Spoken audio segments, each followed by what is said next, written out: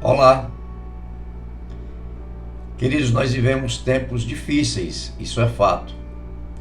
Com todo esse problema de saúde que está acontecendo no mundo, com reflexo direto na economia mundial, em especial no Brasil, onde os interesses políticos pessoais se sobrepõem aos interesses da coletividade, onde os poderosos utilizam desse problema de saúde para se locupletarem com dinheiro público, para tomarem de volta um poder e por aí vai.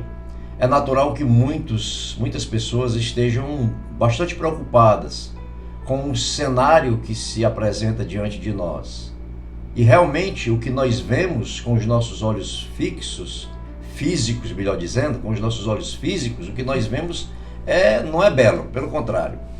Mas o grande segredo da fé é mantermos os olhos fixos, agora sim, fixos em Jesus, e não naquilo que o mundo natural nos apresenta. Lembra que o profeta Abacuque, desde o Antigo Testamento, ele diz algo extremamente importante. Ele diz que o justo viverá pela fé. O justo que ele se refere é aquele que já foi justificado por Jesus Cristo. Aquele que foi declarado justo quando Jesus pagou o preço do pecado, da consequência do pecado na cruz do Calvário. Então, quando Jesus fez aquilo, e quando eu reconheci esse sacrifício em meu favor, e eu abri meu coração e declarei Jesus como meu Senhor e Salvador, eu fui declarado justo, porque o sangue de Jesus pagou o preço do meu pecado. Então, voltando, Abacuque diz que o justo viverá pela fé. Se nós formos para a segunda carta de Paulo aos Coríntios, no capítulo 2, no capítulo 5, versículo 7, ele diz assim: porque andamos por fé e não pelo que vemos.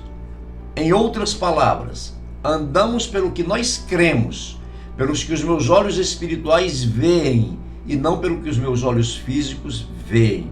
Por isso que ele diz, andamos por fé e não pelo que enxergamos com os olhos físicos, nós andamos por fé.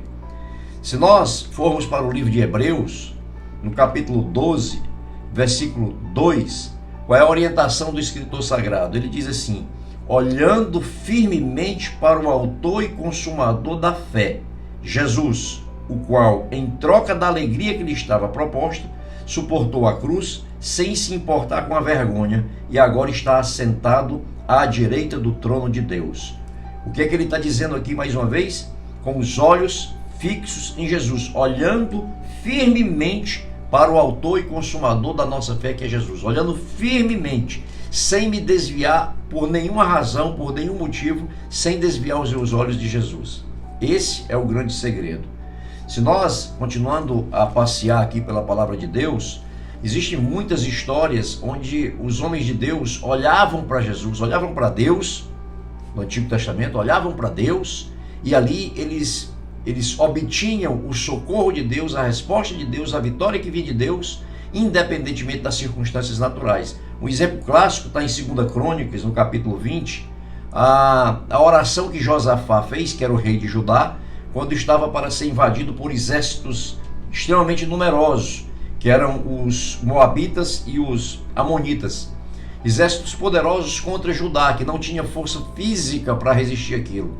E lá em 2 Crônicas, capítulo 20, no versículo 12, Josafá diz assim, conversando com Deus, buscando a Deus, Josafá diz: porque em nós não há força para resistirmos a essa grande multidão que vem contra nós. Não sabemos o que fazer, mas os nossos olhos estão postos em ti. Olha que coisa linda. O rei Josafá, ele diz para Deus em oração, ele estava temendo, inclusive, Josafá estava com medo naquele momento, e ele chega para Deus e diz: olha, Senhor, nós não sabemos o que fazer. Quando nós olhamos para o nosso exército, nós não temos como resistir a esses dois exércitos poderosos que se levantam contra nós. Mas ele diz assim: mas uma coisa é certa, os nossos olhos estão postos em ti, estão fixos em ti. Nós cremos que o Senhor vai nos socorrer, nós cremos que o Senhor virá com a providência. E aí, se nós continuarmos lendo o livro de 2 Crônicas, nós vamos ver que realmente Deus deu a vitória a Judá, sem nem precisar ajudar a entrar na batalha. Então, quando nós continuamos olhando pela palavra de Deus, nós vemos que o próprio Senhor Jesus, quando estava nesse mundo, ele, nos momentos mais importantes, quando ele ia realizar um milagre, ele elevava os olhos ao céu em oração. O que é elevar os olhos ao céu? Jesus olhava firmemente para Deus naqueles momentos. Vamos ver alguns exemplos? Em Marcos, no capítulo 7, versículo 34, quando ele fala da cura que Jesus proporcionou a um surdo mudo, ele diz assim no versículo 34: então Jesus, erguendo os olhos ao céu, suspirou e disse, Efatá, que quer dizer abra-se. E ali ele ficou curado. O homem ficou absolutamente curado. Os ouvidos do homem se abriram e ele passou a ouvir. Mas veja, Jesus erguendo os olhos aos céus, ou seja, olhando para Deus. Ele não olhava para, ele não fixava na surdez do homem, mas no poder de Deus que certamente curaria aquela surdez. E foi isso que aconteceu. Existem outros exemplos do próprio Senhor Jesus na palavra? Sim. Se nós olharmos em João, no capítulo 17, Jesus diz assim: depois de dizer essas coisas, Jesus levantou os olhos ao céu e disse, Pai, é chegada a hora. E ele continua orando ao Pai. Ele elevou os olhos ao céu, levantou os olhos ao céu. Mais uma vez, ele fixou os olhos em Deus, sabendo de tudo que ele passaria dali a pouco tempo, onde seria preso, seria torturado, seria crucificado, seria morto, mas ressuscitaria. Ele ressuscitou e ele vive e reina para todo sempre. Essa é a verdade. Então, se continuarmos em outro exemplo do próprio Senhor Jesus também, toda vida que ele fazia essas orações, ele fazia isso, ele elevava os olhos ao céu. Ele olhava firmemente para Deus. E é isso que nós temos que fazer na nossa vida hoje, queridos. Talvez você esteja com medo do desemprego, talvez você esteja com medo de como vai ficar a sua empresa depois disso, parada há 2 meses, sem movimentação, sem receita possivelmente, e tendo todas as despesas, e você está muito preocupado. Mas o meu conselho para você nessa manhã é aquilo que Deus disse: mantenha os olhos fixos em Jesus, não se desvie disso. Eu também passo pelas mesmas lutas. Eu tenho uma empresa de advocacia, também tenho passado por essas lutas desses 2 meses, mas eu procuro manter meus olhos fixos em Jesus. Sempre foi assim, e ele sempre veio ao meu socorro, sempre, sem falhar. Me deixa te dar um exemplo aqui, uma analogia com algo interessante. O meu hobby é o motociclismo, quem me conhece sabe disso. Eu e minha esposa temos por hobby o motociclismo. Nós temos uma moto, uma Harley Davidson, muito pesada. Ela pesa aproximadamente 400 quilos e tem um motor de 1.800 cilindradas. Isso significa muita potência e muito peso. Quando nós vamos em baixa velocidade, e se nós quisermos fazer um retorno, imagine que eu vou nessa direção e eu quero voltar para aquela direção. Eu só consigo fazer esse retorno de uma maneira.